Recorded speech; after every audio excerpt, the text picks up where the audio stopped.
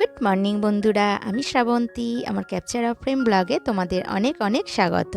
আশা করছি তোমরা সবাই ভালো আছো আর আমিও ভালো আছি। আজ হচ্ছে 29শে জানুয়ারি আর এখন ঘড়িতে বাজে সকাল 7টার মতো। আর এখন থেকে তোমাদের সাথে নিয়ে আমার ব্লগটা স্টার্ট করছি। আশা করছি তোমাদের ভালো লাগবে। বারটা তো তোমাদের বলাই হয়নি, আজ হচ্ছে বুধবার। আর আজ হচ্ছে আমার মেয়ের হোয়াইট ড্রেস পরার দিন। তো ও এখনও বিছানায় শুয়ে কোঁ কা করছে, আর আমি ওর ড্রেসগুলো বার করে রেখে দিয়েছি যাতে তাড়াহুড়ো করতে না হয়।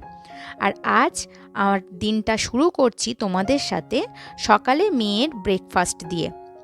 তো আজকে ওর সকালে ব্রেকফাস্ট নিয়ে যাওয়ার জন্য ফরমায়েশ হয়েছে গরম গরম লুচি আর তার সঙ্গে ঝাল ঝাল আলুর দম। ঝাল খুব একটা খেতে পারে না, কিন্তু আলুর দম যদি লাল লাল হয় তার মানেই ওর কাছে ঝাল ঝাল আলুর দম।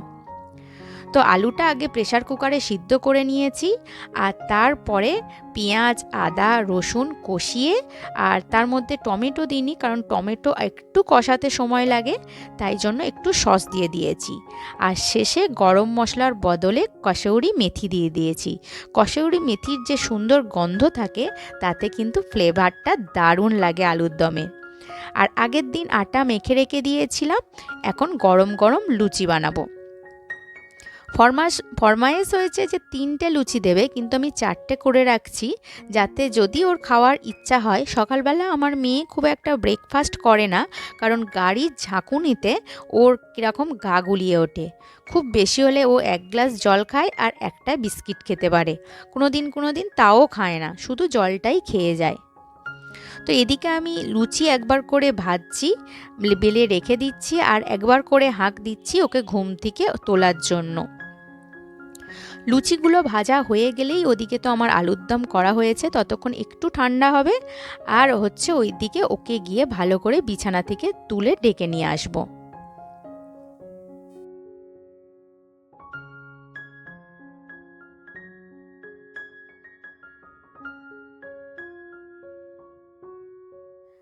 ঘুম থেকে ওঠার পর তো বাথরুমে ছুটবে, আর তারপরে বাথরুমে 10 থেকে 15 মিনিট তারও বেশি লাগতে পারে।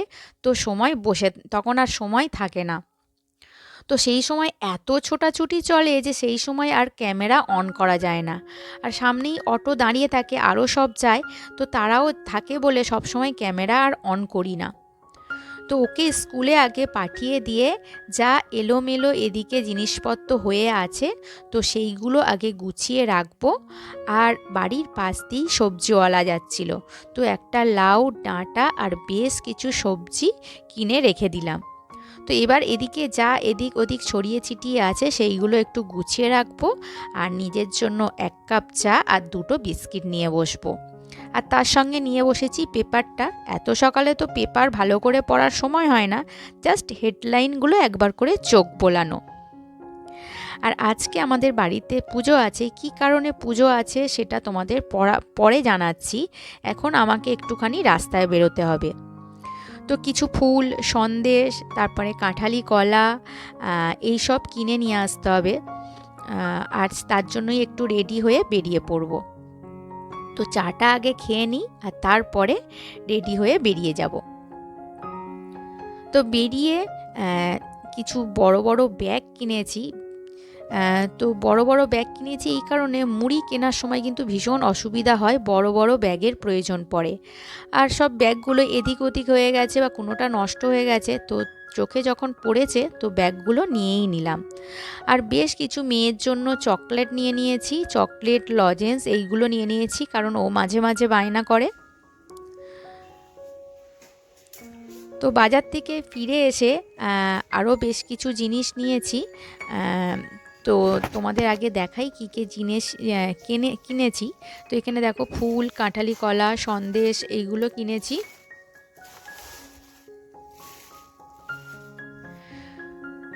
আর তার সঙ্গে কিনেছি একটু মাছ। তো একটু পাবদা মাছ নিয়েছি। দেখতে পেলাম পাবদা মাছটাও খেতে আমারও ভালো লাগে আর মেয়েরও ভালো লাগে। আর তার সঙ্গে নিয়েছি বেশ কিছুটা চিংড়ি মাছ। চিংড়ি মাছটা আমার মেয়ে একটু বেশিই পছন্দ করে, বিশেষ করে ওর জন্যেই কেনা। তো আজকে মনে হয় না ছাড়ানোর সময় হবে। ভালো করে ধুয়ে পরিষ্কার করে নুন হলুদ মাখিয়ে এখন ফ্রিজে রেখে দেব, আর পরে সময় করে কালকে সমস্ত খোসা বেছে পরিষ্কার করে নেব। তো এখন আমি চান করতে যাব, কারণ ব্রাহ্মণ মশাই বলেছে 11টার সময় আসবে। আসলে আমাদের ছাদে যে মনসা ঠাকুর বসানো আছে তার মালসাটা হনুমানে ভেঙে ফেলেছে। তো সেই মালসাটা কেনা হয়ে গেছে, সেই মালসাটাই আজকে চেঞ্জ করতে আসবে, আর তার সঙ্গে একটু ঠাকুরের পুজোও দিয়ে দেব। আর যে মনসা গাছটা আছে সেটাও বেশ লম্বা হয়ে গেছে, তো অত লম্বা গাছ রাখতে নেই, তো সেটাও চেঞ্জ করতেই হতো। তো এখন আমি স্নান করে চলে এসেছি, আর তোমাদের একবার দেখাই কি অবস্থা করেছে হনুমানে। দেখেছো চারিদিকটা পুরো ফেটে গেছে, তো এটাই ঠাকুরমশাই চেঞ্জ করতে আসবে।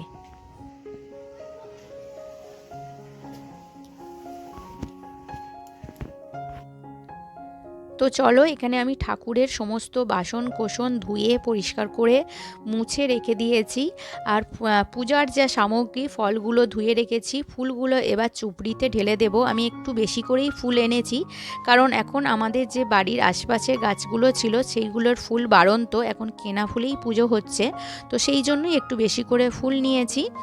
আর বাড়িরও পুজো হয়নি, তো সেই জন্য বাড়িরও পুজো করতে হবে। তো আগে ঠাকুরের জোগাড়টা করে নিই, যদি ব্রাহ্মণ মশাই আগে চলে আসে তাহলে মনসা পুজোটা আগে দিয়ে দিতে হবে, তারপরে বাড়ির পুজো করব। আর যদি ঠাকুর মশাই দেরি করে তাহলে বাড়ির পূজাটা সেরে নেব। তো এখানে দেখো অল্প অল্প করে ফল কেটেছি, কারণ বেশি খাওয়ার লোক নেই। এখানে ফুল, সন্দেশ, ঠাকুরের যা সামগ্রী লাগে, আর এখানে ছোট ছোট রেকাবিতে ফল কেটে রেখে দিয়েছি, এগুলো বাড়ির ঠাকুরের জন্য। তো চলো বাড়ির পূজাটা করে নিই আগে। তো এখানে দেখো আমার লক্ষ্মী, গণেশ, সরস্বতী সবাইকে পুজো দেওয়া হয়ে গেছে, আর এদিকে ব্রাহ্মণ মশাইও এসে গেছে। তো ঠাকুর মশাইয়ের পুজো কিন্তু কমপ্লিট হয়ে গেছে। ওইদিকে মালসায় নতুন মালসা, সেটাকে ফুটো করে পুরো হচ্ছে মাটি ভর্তি করে তারপরে গাছটাকে বসানো।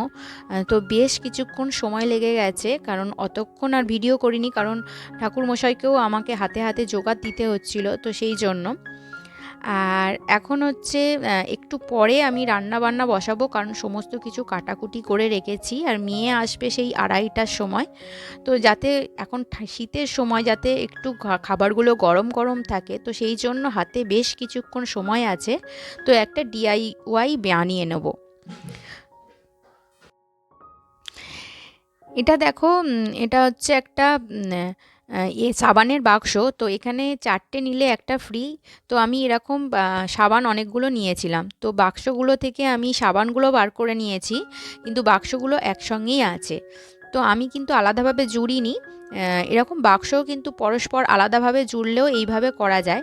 তো যখন জোড়াই ছিল আমি আর আলাদাভাবে কেটে রাখিনি, তো তখনই ভেবেছিলাম যে এটা আমি একটা র্যাক টাইপের কিছু বানাবো। তো এখানে যে কাগজগুলো এবড়ো খেবড়ো ছিল সেগুলোকে কেটে আগে আমি সমান করে নিচ্ছি, কারণ দেখতে বিচ্ছিরি লাগছে। আর এবারে আমার ঘরে যা কাগজ আছে সেই দিয়ে আর আঠা দিয়ে পুরোটা একটুখানি আঠা মেরে প্যাক করে নেব। তো আমার ঘরে এই ধরনের কাগজ ছিল, তো এই ধরনের কাগজ দিয়ে আমি প্যাক করে নেব। তো এর চারিদিকটা আঠা লাগিয়ে দেব আর দিয়ে এঁটে দেব। দেখো সুন্দর কিন্তু দেখতে লাগছে। আর এটা কিন্তু একটা র্যাক টাইপের হয়ে গেছে, বা বাক্সও বলতে পারো। তো এর মধ্যে এবার কিন্তু পেন, পেন্সিল এইসব কিছুও রাখা যেতে পারে।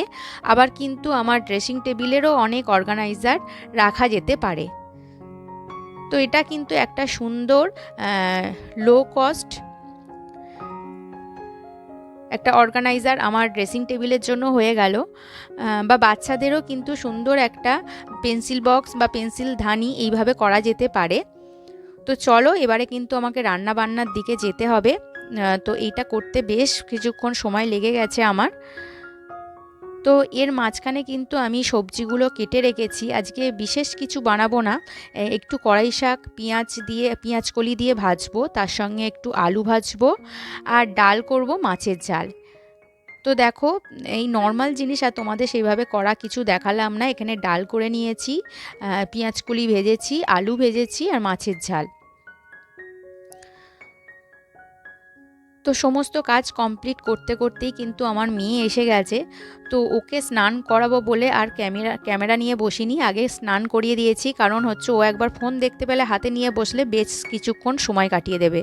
কারণ এমনিই 2:30 বাজতে এসেছে, প্রায় একদম রোদ পড়ে যাওয়ার অবস্থায়। তো এরপরে দেরি করলে সর্দি কাশি হয়ে যাবে। তো নিজে নিজেই চুলটা আঁচড়ে নিয়েছে আর এখন নিজেই হচ্ছে ক্রিমটা মেখে নিচ্ছে। আর ভাতটা আমাকে ওকে খাইয়ে দিতে হবে, কারণ হচ্ছে ও ব্রেকফাস্ট বা ডিনার ও নিজে একা করে, কিন্তু ভাত খাওয়ার সময় খুব গন্ডগোল করে। ভাত খেলে মাছ খায় না, মাছ খেলে ডাল খায় না, বা সবজি সেরকম বিশেষ কিছু খেতে চায় না। তো আমি খাইয়ে দিলে সমস্ত জিনিসই ও খেয়ে নেবে। আমি খাইয়ে দিলে নাকি ওর সমস্ত কিছু জিনিসই ওর খেতে ভালো লাগে, কিন্তু ওর একা ভাত খেলে কিছুই খেতে ভালো লাগে না। আসলে বাচ্চারা বুঝতে পারে না, সব রকমের টেস্ট একসঙ্গে নিতে পারে না। আর মা মাখিয়ে দিলে, গুছিয়ে দিলে সেটা কিন্তু খেতে ওদের ভালো লাগে। তো চলো আজকের ভিডিও এই পর্যন্ত রাখছি। আর কাজের শেষে দেখলাম যে আলুগুলো আমি সবসময় ধুয়ে রাখি, আলুগুলো ধুয়ে রাখা হয়নি, তো আলুগুলো ধুয়ে দিলাম। তো বন্ধুরা, আজকের ভিডিও এই পর্যন্ত রাখছি। তোমাদের সঙ্গে আবারও দেখা হবে নেক্সট কোনো ভিডিওতে, নেক্সট ব্লগে। আজকের মতো টাটা।